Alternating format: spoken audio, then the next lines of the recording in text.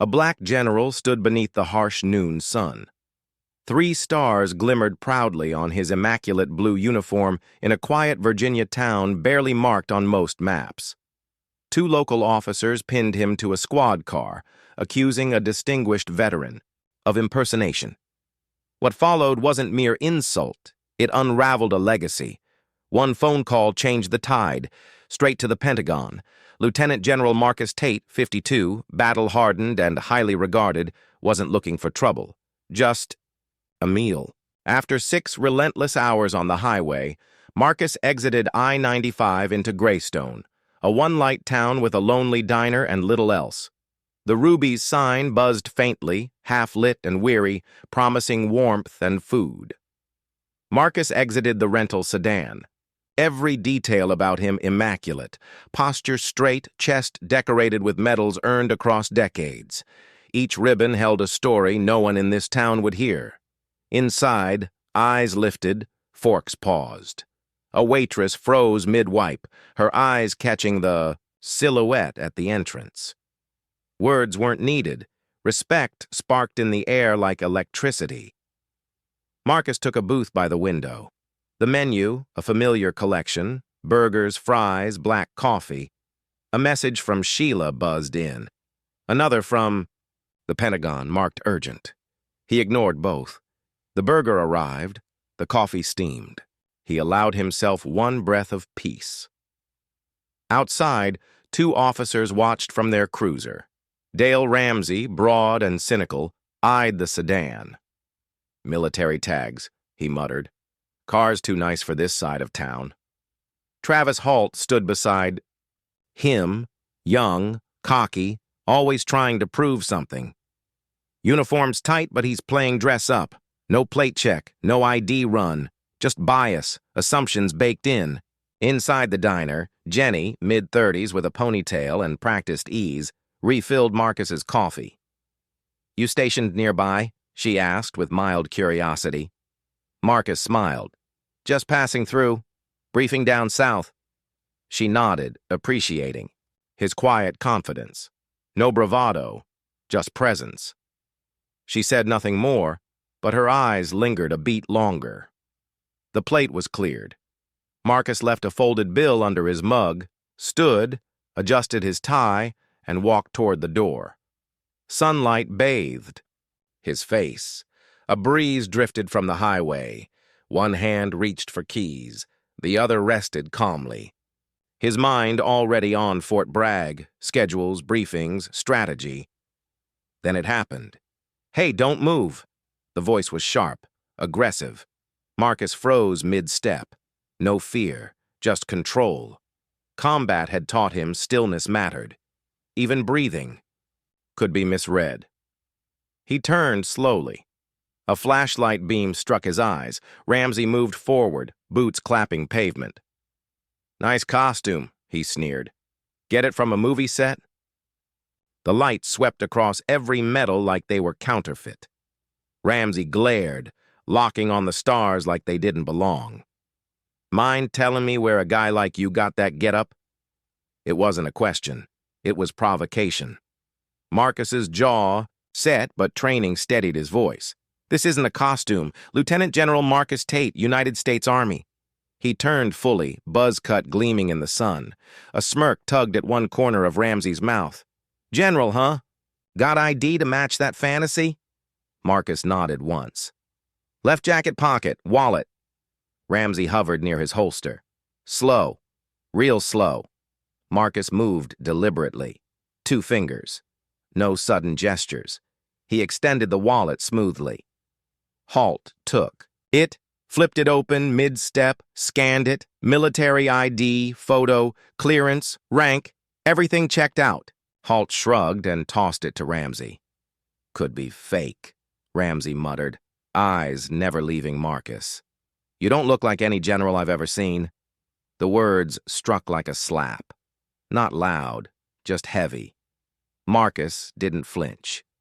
"How many black generals have you actually met, Officer Ramsey? Or do I just not match the picture inside your locker?" The air tightened. No movement, no noise, just heat.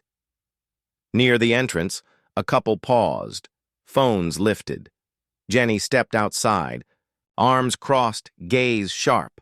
Across the street, gas station workers watched. A trucker stood by his rig, eyes locked.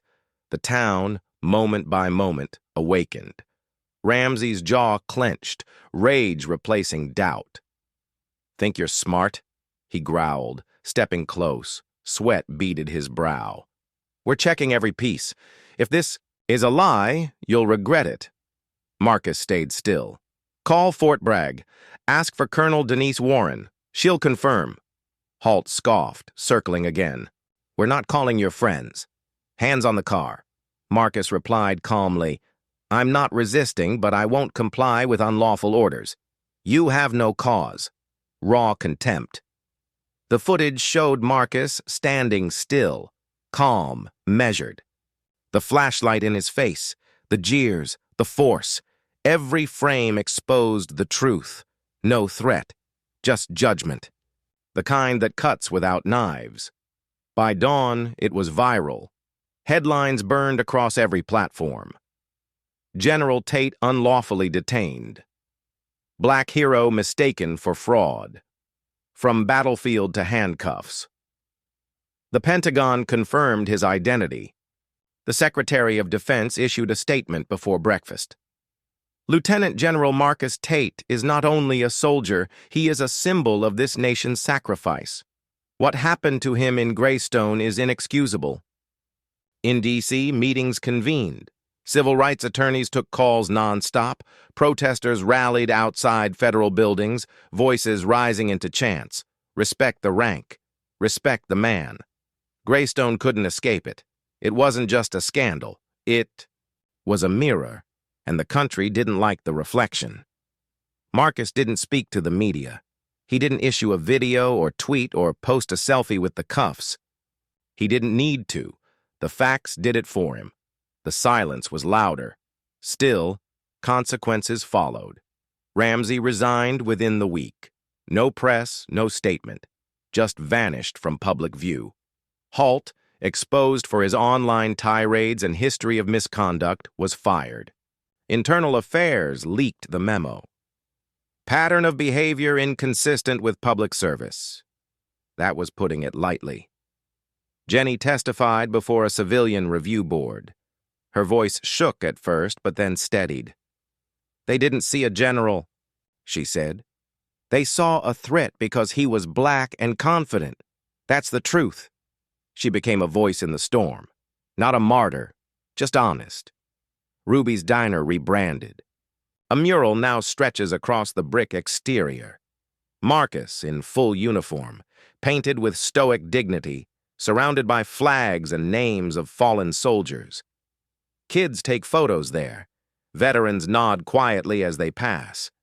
The town that once tried to forget, him now can't look away. Marcus eventually issued a statement, not to the press, but to cadets at West Point. It was leaked with his permission. Never expect uniform to shield you from ignorance, but never let ignorance steal your purpose. Lead anyway, stand anyway, laws changed. State policy now mandates racial bias training in every law enforcement department. A new protocol for verifying military ID was introduced, nationally. Military personnel in civilian clothes are no longer subject to assumption, but protected by protocol. The Pentagon pushed hard. Congress followed. Marcus returned to duty quietly. No parade, no medal ceremony. Just a meeting room at Fort Bragg and a new mission file. But something in him had shifted, not broken, hardened, honed. He visited his mother's grave a month later, laid down 3 white roses. "Still here," he said softly, as the wind brushed the leaves. "Still fighting." The town of Greystone still exists. One light, one diner, one long shadow. But the silence has changed. People talk now, not always easily, not always kindly, but they talk. A scholarship fund was created in Marcus's name for students of color seeking military careers. Jenny helps run it. She says the applications pour in. Some come with handwritten notes. I want to be like General Tate. Marcus doesn't read every article, doesn't watch the coverage. But he keeps a single photo on his desk now. Jenny standing outside Ruby's, arms folded, expression hard, protective. The moment she stood up, one voice that started a chain. Years. From now, people may forget Dale Ramsey's name, may forget Halt entirely. But Marcus? His name's carved deeper than rank, not because of war stories or medals, because he proved presence alone could be resistance. When asked once if he forgave them, Marcus only said, "Forgiveness isn't forgetting. It's moving forward without letting them own a piece of you." And he has. Because authority isn't what hangs on a shoulder. It's how you carry truth in the face of doubt. It's not in the stars on a collar. It's in the spine beneath the weight. Marcus Tate never stopped serving. He just found a new battlefield. And once again, he never fired a shot, but still he won.